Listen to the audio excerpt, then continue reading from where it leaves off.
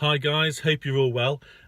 Just a quick one now. I've just got into my car after not using it for a few days, and unfortunately I realise I've left some of my radio gear turned on, which isn't the best.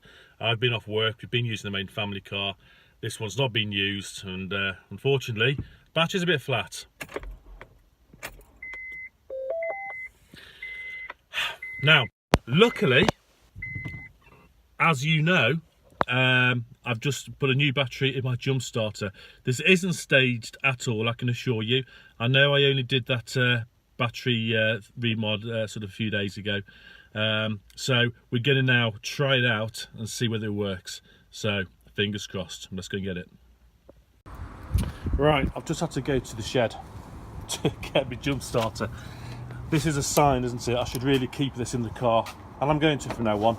It's going to be kept into the car because you just never know when you need it. So from now on, this now lives in the car. Luckily I'm at home, so not a problem. Right, okay, so this is where we start. So what we do, make sure the power is off so there's no sparks when we connect anything. We're going to connect. It's difficult because I'm doing it on my phone, so I haven't got a camera holder or anything. So I'm going to connect the live onto the live. Let's get a good connection there. Now they say you're not supposed to put the negative onto the negative of the battery. I think that's because it really sparks and stuff when you turn it on. But this won't spark because there's a switch on here that's in the off position. However, for good practice and all that sort of stuff, let's stick it onto something metal, something ground. I think this one should do. Okay, so that's the negative, that's the positive, that's nice and firm, and then what we're going to do is to switch it on here. Okay, looking on the front panel, you've got a green, you can't really see it too clearly, but it is lit, there you go. That's indicating that it's correctly connected. Now the instructions say that you're supposed to leave this a few minutes, I think up to 10 minutes before you try and turn the engine. And in the past I've not bothered, I've just started it straight away and it's been fine. But because I've got a brand new battery in here and I don't really want to ruin this one, and I'm concerned that if you rush it and try and draw too much current out of here too soon, it may well do a little bit of damage to your battery.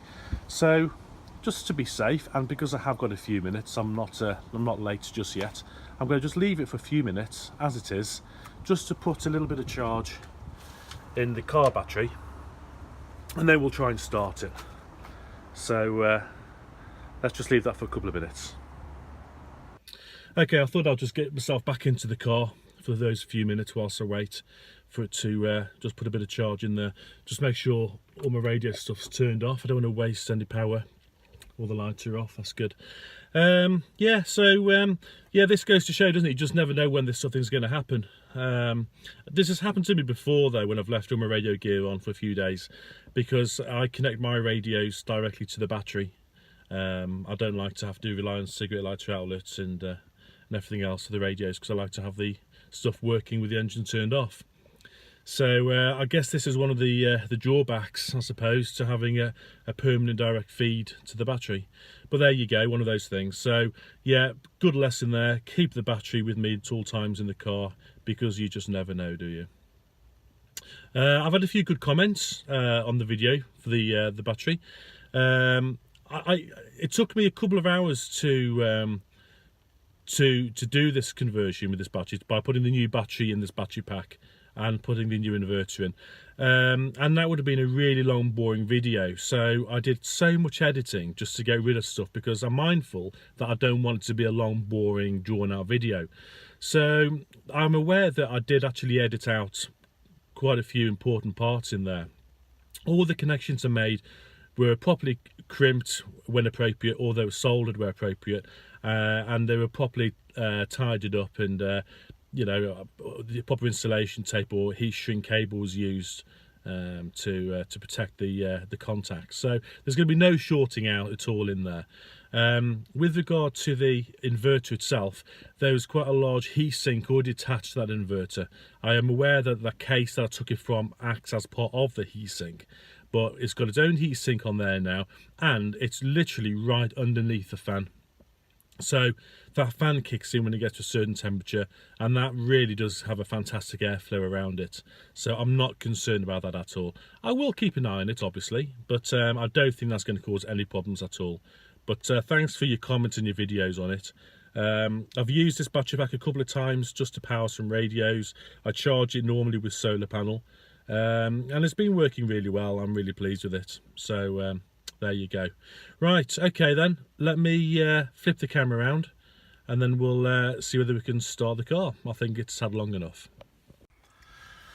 Okay, so that's the offending radio up there, and that's the other offending radio. That's what's been left on. So let's see whether we can start this now. There we go. It started. Fantastic. We're up and running. Lovely. Right. Soon disconnect everything.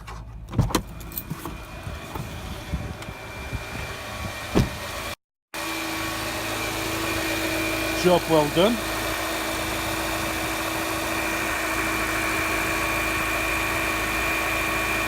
Showing just below 13 volts on there. That's marvellous. Okay, so first thing we do,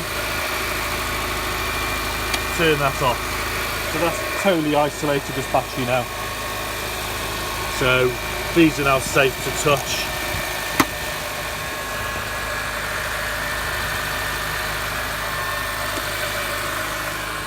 Sorry, fingers over the lens.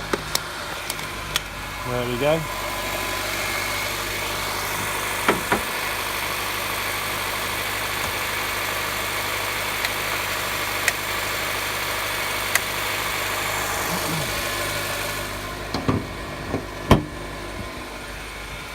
And well done battery pack.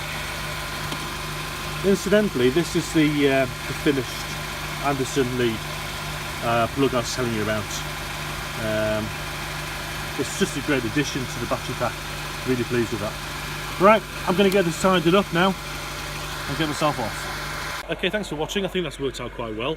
I'm going to just get this battery pack all tidied up and put back into the boot of the car and then get on my merry way. So I'll catch you in my next video. See you later.